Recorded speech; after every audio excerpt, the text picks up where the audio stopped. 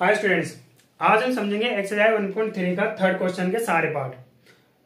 देखो, हमें इसमें यह समझना है, ये वाले पार्ट तो हमने कर लिए तीनों। हमें सिर्फ इसमें यह समझना है कि इन क्वेश्चनों को सोल्व करने के लिए इन्हें पीवाईक्यू की फॉर्म में शो करने के लिए, देखो एक्सप्रेस मतलब होता है शो करने के लिए हम 10 से 100 से या फिर 1000 से या फिर 10,000 से या फिर कुछ ऐसी नंबर से मल्टीप्लाई क्यों करते हैं।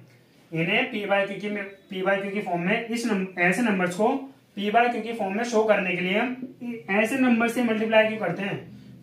क्यों, इसके अलावा जो दूसरे नंबर है उन्हों से मल्टीप्लाई क्यों नहीं करते। जैसे कि 20 है, 30 है, 9 है, 18 है, 97 है, ये इन नंबर से मल्टीप्लाई क्यों नहीं करते हैं। क्यों इन्हीं नंबर से करते हैं। तो आज हम ये समझेंगे, बस आज हम ये समझेंगे। ये वाला क्वेश्चन हम कर चुके हैं। आज हम ये समझेंगे इन्हीं नंबर से मल्टीप्लाई क्यों करते हैं, क्यों इन नंबर से नहीं कर सकते, इन नंबर से क्यों नहीं कर सकते। तो आइए समझते हैं।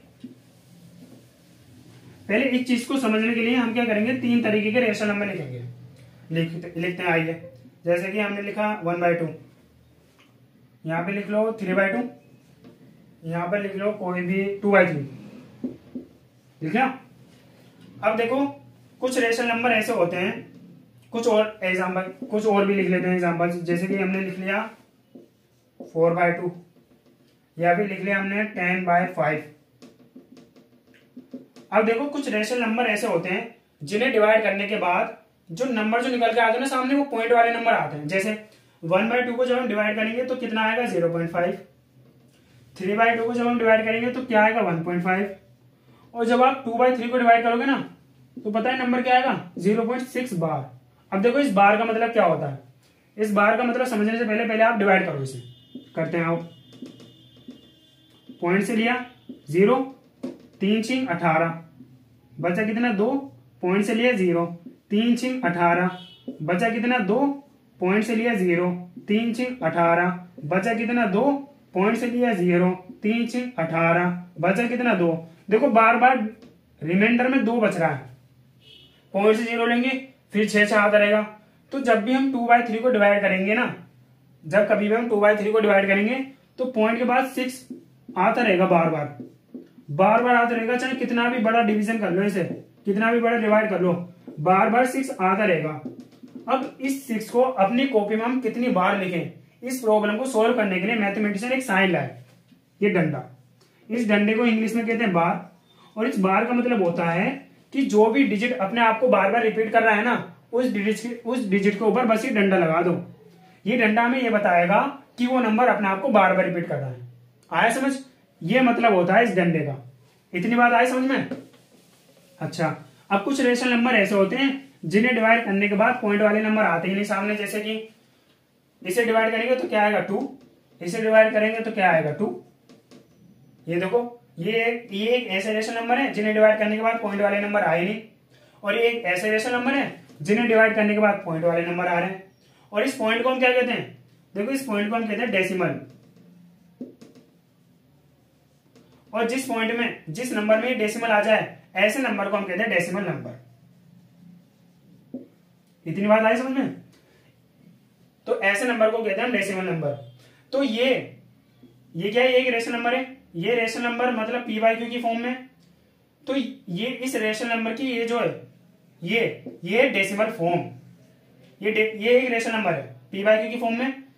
अब इस रेशनल नंबर की डेसिमल फॉर्म है ये रही। ये क्या है, ये है decimal form of rational number. Decimal form of rational number, ये डेसिमल फॉर्म दे रखी है हमें रेशनल नंबर की।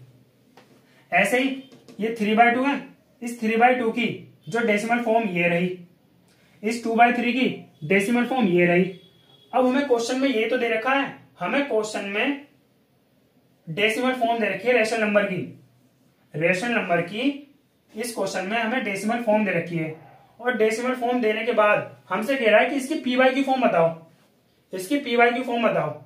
जैसे 0.6 बार की पीवाईक्यू फॉर्म क्या है 2/3। इसे मैं अभी सोल्व करके बताऊंगी 2/3 कैसा आया। 0.6 बार की क्या है पीवाईक्यू फॉर्म 2/3। 1.5 की पीवाईक्यू फॉर्म क्या है 3/2। 0.5 की पीवाईक्यू फॉर्म क्या है 1/2। ऐसे ही हमें बतानी 0.47 बार की पीवाईक्यू फॉर्म क्या होगी 0.01 बार की पी बाई क्यू फॉर्म क्या होगी, ये हमें बताना है। तो चलिए समझते हैं। अब इसे करते हैं हम सोल्व करने का तरीका। सोल्व करने का तरीका देखो सबको पता है। मैं आपको अभी वो भी समझाऊंगा कि यहाँ पे हम 10 से 100 से या फिर ऐसे नंबर से क्यों मल्टीप्लाई करते हैं, क्यों किसी और नंबर से क्यों नहीं करते हैं। देखो मैं अभी आ रहा हूं उस चीज पर, अभी समझाऊंगा। लिखो, पहले लिखते हैं सॉल्यूशन नंबर 1 लिखा। देखो सोल्व करने से पहले इनों का पी बाई क्यू फॉर्म बताओ। जैसे कि 2.5 लिखा है, इसका पी बाई क्यू फॉर्म बताओ। जैसे कि 7.32 लिखा है, इन दोनों का पी बाई क्यू फॉर्म बताओ। पहले तो क्या होगा इन दोनों का पी बाई क्यू फॉर्म। देखो ऐसे नंबर को सोल्व करने का एक तरीका होता है, इन नंबर्स का पी बाई क्यू फॉर्म लिखने का एक तरीका होता है। वो क्या तरीका, वो ये तरीका है कि पॉइंट के बाद, इस पॉइंट को डेसिमल कहते हैं, डेसिमल के बाद जितने डिजिट हैं इस पॉइंट को हटाओ और जितने डिजिट हैं डिनोमिनेटर में उतने जीरो लगा दो। जैसे इस पॉइंट के बाद एक डिजिट है तो एक जीरो लगा दो डिनोमिनेटर में। इस पॉइंट के बाद कितने डिजिट है, 2 डिजिट, तो पॉइंट हटा के 2 जीरो आ जाएंगे डिनोमिनेटर में। यह आपने छोटी क्लास में सीखा होगा।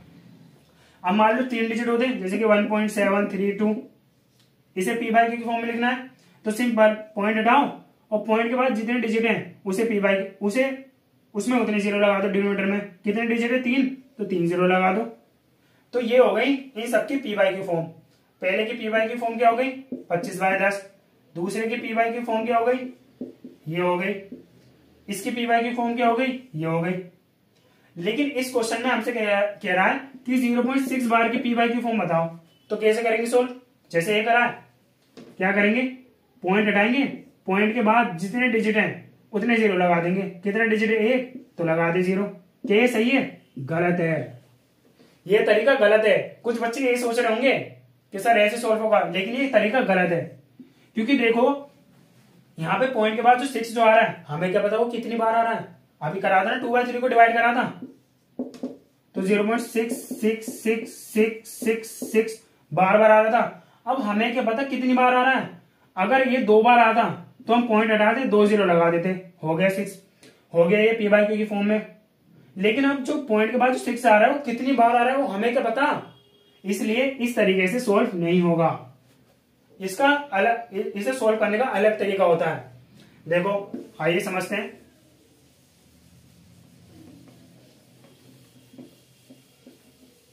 देखो हम क्या करेंगे, सब में पहले इस 0.6 बार को x के बराबर मानेंगे। अब कुछ बच्चों को डाउट ये होगा कि इसे x के बराबर क्यों मानने, क्योंकि ये देखो मैथ में कुछ चीजें सोल्व करने के लिए हमें कुछ चीजों को किसी के बराबर मानना पड़ता है। बस इतना समझो, किसी चीज को सोल्व करने के लिए मैथ में हमें कुछ चीज को किसी चीज के बराबर मानना पड़ता है। ठीक है, ये आप आगे भी करोगे, जब आप और आगे चैप्टर करोगे ना, किसी भी चीज को किसी के बराबर मानोगे, फिर उसे सोल्व करोगे। तो मैथ में किसी भी चीज को सोल्व करने के लिए हमें किसी ना किसी चीज के बराबर उसे मानना पड़ता है। तो हमने क्या मान लिया, इसे x बराबर मान लिया। अब ये देखो पॉइंट के बाद यहाँ पे कितने, पॉइंट के बाद जो डिजिट जो आ रहा है 6, वो रिपीट कर रहा है ना बार बार अपने आप को। तो हम क्या करेंगे, 10 की मल्टीप्लाई करेंगे दोनों साइड। 10 की, देखो मैं समझाऊंगा अभी, पहले आप 10 की मल्टीप्लाई करो दोनों साइड। करा, यहाँ आ गया, ये करने के बाद ये आ गया। अब क्या करेंगे, इसको इससे घटाएंगे, घटाओ, घटाने के बाद ये क्या आ गया 9x, ये आ गया 6 आ जाएगा। एक बार घटाना आप 6 आएगा, तो x बराबर क्या आएगा 6/9। तो ये कितना आ गया, ये आ गया 2/3। तो ये तो रही इसकी पी बाई की फॉर्म, यही थी ना भाई, अभी मैंने बताया था पी बाई की फॉर्म यही है इसकी। तो ये होता है सोल्व करने का तरीका। अब 10 से मल्टीप्लाई क्यों करा है, ये था ना डाउट कि 10 से मल्टीप्लाई क्यों करा है, क्यों 20 से क्यों नहीं करा, 30 से क्यों नहीं करा, 19 से क्यों नहीं करा, या किसी और नंबर से क्यों नहीं करा, 10 से क्यों करा है, या फिर 100 से क्यों नहीं करा, 100 से क्यों नहीं करा। देखो 100 से हम कर सकते हैं, 100 से हम कर सकते हैं, ऐसे नंबर से हम कर सकते हैं, 10 से, 100 से, 1000 से। इनों के अलावा इन नंबर से मल्टीप्लाई क्यों नहीं कर सकते, 90 से, 20 से, 30 से, इन नंबर से मल्टीप्लाई क्यों नहीं कर सकते। क्योंकि ये देखो, अगर चलो ठीक है, अगर कोई भी एक नंबर पकड़ लो, जैसे कि हम 2 से मल्टीप्लाई करना चाह रहे हैं, दोनों तरफ 2 से मल्टीप्लाई करना चाह रहे हैं, करो। 2 से मल्टीप्लाई इधर कर लिया, कितना आ गया 2x। जब 2 से मल्टीप्लाई इधर करेंगे, करो, कैसे करोगे बताओ? क्योंकि जो अगर ये 0.6 होता तो सिंपल हम 2 से मल्टीप्लाई कर लेते हैं, कितना आता है 1.2। लेकिन जो पॉइंट के बाद 6 जो आ रहा है हमें क्या पता वो कितनी बार आ रहा है। हमें देखो बात सोचो, हम 2 से मल्टीप्लाई जब कर सकते हैं जब हमें पता हो कि पॉइंट के बाद एक ही डिजिट आ रहा है तो 2 से मल्टीप्लाई कर लो।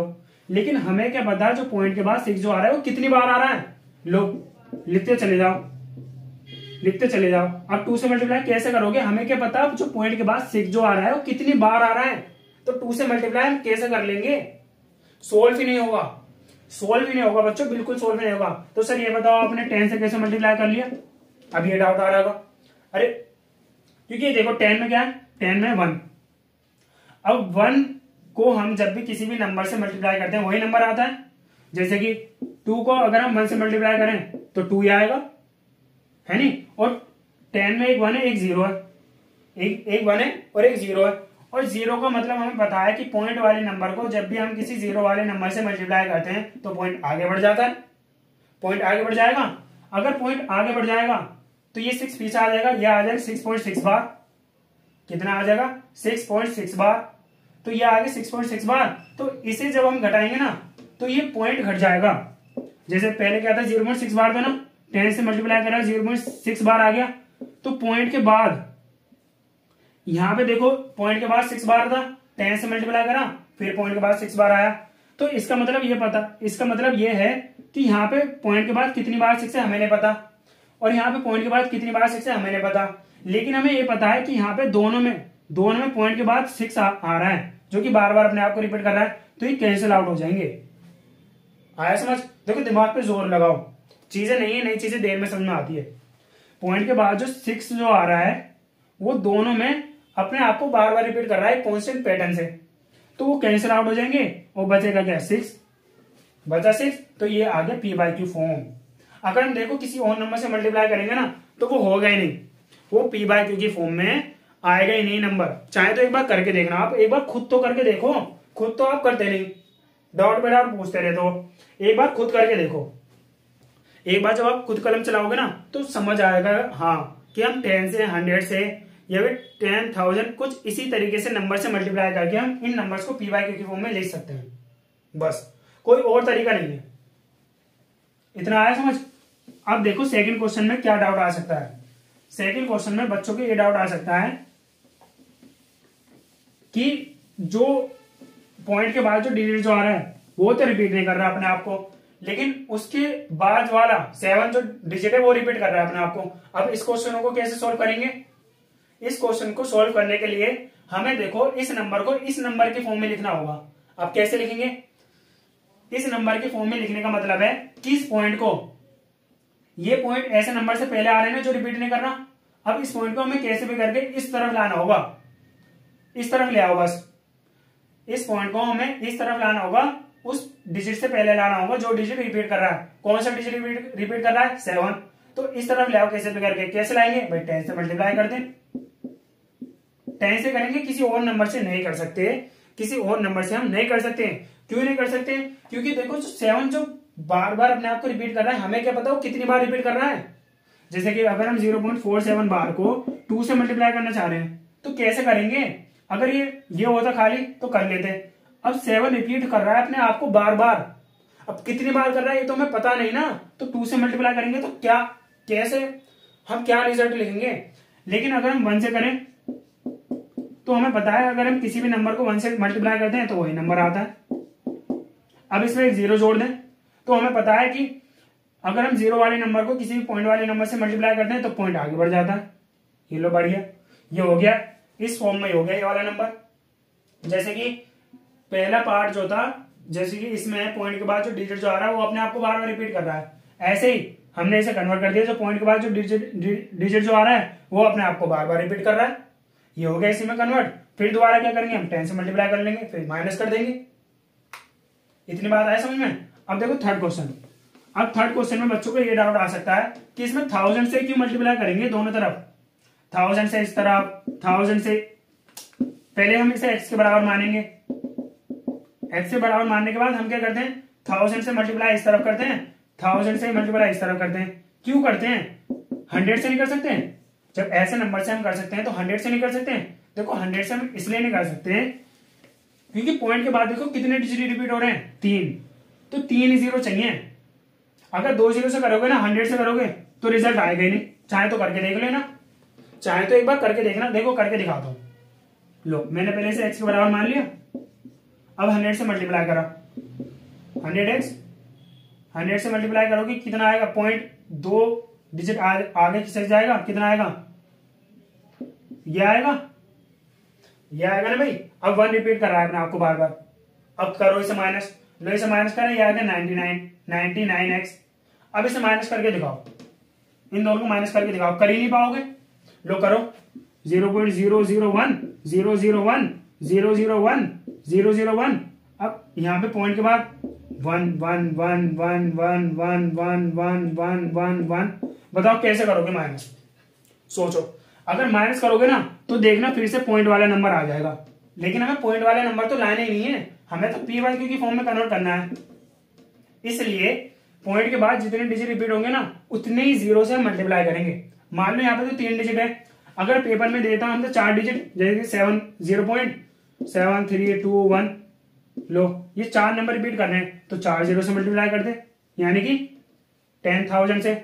अगर देखता है कोई 5 डिजिट, जैसे कि ये रहा 5, पॉइंट के बाद 5 डिजिट अपने आप को रिपीट कर रहे हैं तो क्या करते हैं, 5 जीरो से मल्टीप्लाई करते हैं दोनों तरफ। यही होता है इन क्वेश्चनों को सॉल्व करने का तरीका। आई होप आपके डाउट सारे क्लियर हुएंगे कि हम इन क्वेश्चनों को पी वाई क्यू के फॉर्म में लिखने के लिए किसी और नंबर से मल्टीप्लाई क्यों नहीं कर सकते।